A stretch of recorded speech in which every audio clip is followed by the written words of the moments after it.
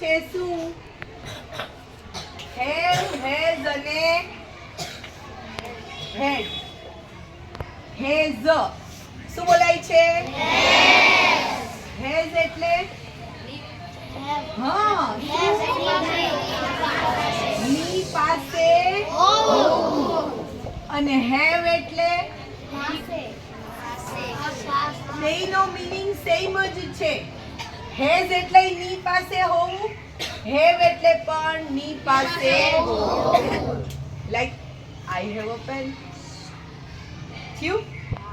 પણ હેઝ ક્યાં આવે, હેવ ક્યાં આવે એ જોવું પડે. આના માટેનો એક જ નિયમ છે. શું? ત્રીજો પુરુષ એક વચન હોય અથવા તો શું કોઈ એક જ નામ. શું? ઉભા થાવ તો જયપાલભાઈ પકડો. આ એક જ નામ જયપાલભાઈ એટલે એક જ વ્યક્તિનું નામ.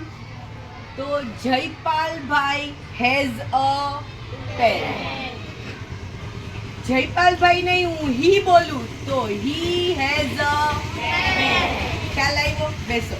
કોઈ એક બેન પાસે છે તો સી હેઝ અ પેન.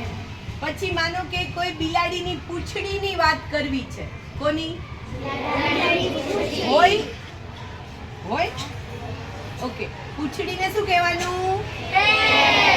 શું કહેવાનું પાછળ? ધકેટ. શું બોલવાનું? ધકેટ. હેઝ. શું બોલવાનું? Has a pen. મેડમ આ ભાઈને મોકલો, એના પપ્પા રાહ જોવે છે ક્યારના. ઓકે, હવે ખ્યાલ આવ્યો. The fan has 3 wings. પાંખ્યું છે. ફેન એક જ છે એટલે ઈટ કોના માટે વપરાય? પહેલા તો આપણે હી, સી અને ઈટની વાત કરીએ. આ કોના માટે? હા, એટલે સ્ત્રી અથવા તો છોકરીઓ માટે, અને અહીંયા પુરુષ અથવા છોકરા માટે. અને અહીંયા ઈટ કોના માટે વપરાય? ખાલી પ્રાણી માટે જ વપરાય? હા, અને જગ્યા માટે પણ વપરાય છે. હવે જ્યારે ત્રીજો પુરુષ એટલે શું? હી, સી, ઈટ અથવા તો કોઈ એક વ્યક્તિનું નામ હોય તો આપણે શું કરવાનું છે? ખ્યાલ આવ્યો બધાને? આદિત્યભાઈ સ્ટેન્ડ અપ.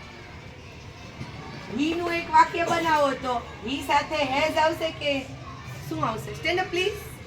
હેઝ. તો he has a pen. Good.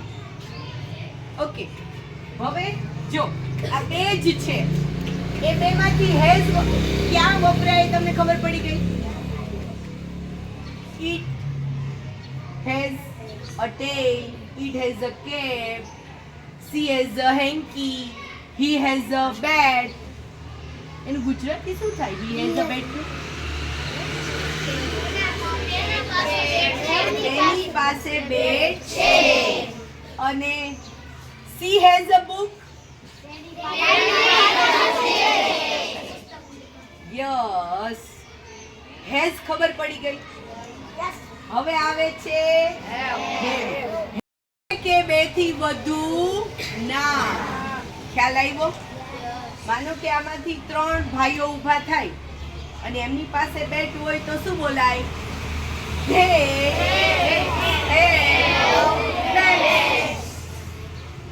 Idea આવી ગયો? We have brain. Have you? One or two?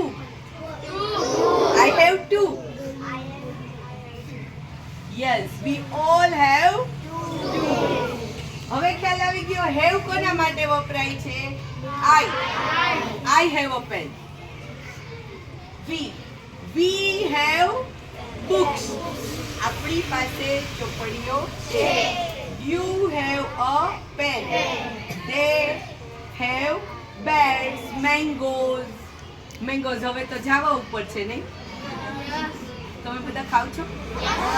અત્યારે જાંબુડાની સીઝન છે.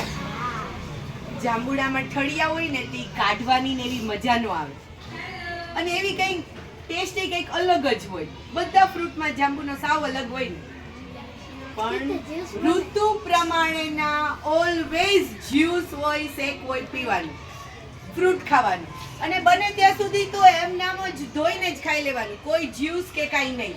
રેડી? જાંબુ છે ને એ આપણા શરીરમાં ક્યારેક ભૂલથી થોડો વાળનો કટકો કે એવું જતું રહ્યું હોય તો એ આપણને મેડમ જાવ આઈ હેડ આઈસ્ક્રીમ હતો, હવે તો પૂરો થઈ ગયો. ખ્યાલ આવ્યો? જ્યારે કોઈ વસ્તુ ભૂતકાળ બની જાય છે ત્યારે હેવ હોય કે હેઝ હોય ત્યાં શું આવી જશે? HAD, હેડ એટલે ની પાસે હતું, હતા, હતી. ખ્યાલ આવ્યો? જોયું? ગુજરાતી જટપટું છે. હતું ને હતા ને હતી. આ હેડ એટલે બધું આવી જાય. આપણે 3 શબ્દ બોલીએ છીએ ને, અમે ત્યાં હતા, એ છોકરી ત્યાં હતી, એ ત્યાં હતો, અને અહીંયા હેડમાં બધું પતી જાય. એટલે ઇંગ્લિશ સહેલું છે કે ગુજરાતી? તો ઇંગ્લિશથી ક્યારેય ભાગવાનું નહીં. તમે એક વખત ઇંગ્લિશને સમજી લ્યો ટાઈથી રમ્યા વગર તો તમને આ આવડી જાય. ખ્યાલ આવે છે? એનું સેન્ટેન્સ, હેડનું સેન્ટેન્સ કોણ બનાવશે? એ ભૂતકાળમાં તો કેવી શાંતિ, આઈ હોય, હી, સી, ઈટ, વી, ધે, ગમે ઈ હોય, શું આવે? કેવી શાંતિ. બોલો અખિલભાઈ. હા હતું, હવે તો ખાઈ ગયા. ખ્યાલ આવ્યો? જો આવી નાની નાની વસ્તુ તમને બધાને આવડે જ છે, પણ એનો તમે તમારા ફ્રેન્ડ સાથે, ફેમિલી સાથે વાતચીત કરવામાં ઉપયોગ નથી કરતા તો બાષ્પીભવન થઈ જાય છે. થઈ જાય છે ને? એટલે ફ્રેન્ડ સાથે બને ત્યાં સુધી ઇન્ટરટોક જે કરો, વાતચીત કરો, એ શેમાં કરવાની? ઇંગ્લિશમાં. હું નાની હતી ને સ્કૂલમાં, મને યાદ છે, મને સ્માઈલ અને સ્મેલ બેયમાં લોચા થઈ જતા, તોય હું બોલતી તો મારા ગ્રુપમાંથી કોઈ મને કહેતું કે અહીંયા સ્માઈલ આવે તો મારું મગજમાં એ પાક્કું થઈ ગયું. સ્માઈલ, સ્માઈલ એટલે અને સ્મેલ એટલે જો ઈ ત્યારે મને ગડબડ હતું ને મેં છોડી દીધું હોત તો અત્યારે ગડબડ રહેત ને. ભલે ને ભૂલ પડે, જે કરે ને એની ભૂલ પડે, સુધારી લેવાની, યાદ રાખવાનું. ખ્યાલ આવ્યો? ધીમે ધીમે તમને ઇંગ્લિશ ટોકી ફાવી જશે. તો ટ્રાય કરશું? પાક્કું? ઓકે. જોડવા માટે ખોલવું પડે અને બંધાઈ કરવું પડે ને. આનું ગુજરાતીમાં નામ બહુ મસ્ત છે. એ શબ્દમાં જ તમને બહુ મજા છે નહીં? એ તમે જોજો, નાનું થયું હવે મોટું થાય છે. જેવડો પણ પાઇપ હોય એટલું નાનું મોટું એડજસ્ટ થાય છે. હવે એને તમે આમાં ભરાવી દો તો તમે ઇઝીલી એને ખોલી કે બંધ કરી શકો છો. જો આ ફરવા માંડ્યું, આ ટાઈટ થઈ ગયું, જો થાય છે ટાઈટ. તમે હાથેથી ન કરી શકો. આમાં જો તમે ખૂણા હશે, જો એનું કારણ શું છે કે તમે એને ગ્રીપ સાથે ટાઈટ બંધ કરી શકો. હવે તમે વિચાર કરો, ટાઈટ બંધ ન કરો તો નળ છે પાણી લીક કરે ને, એટલે આને શું કહેવાય? Pipe wrench. શું બોલાય? નળ તૂટે તો કોઈ પ્લમ્બર ને બોલાવવાનો અપના હાથ જગન્નાથ. જાતે ચેન્જ કરી લેશો? કન્ફર્મ? બહુ ગરમી થાય છે એટલે બહુ વાતો નથી કરતા, આપણે બધા ક્લાસમાં જઈએ શાંતિથી.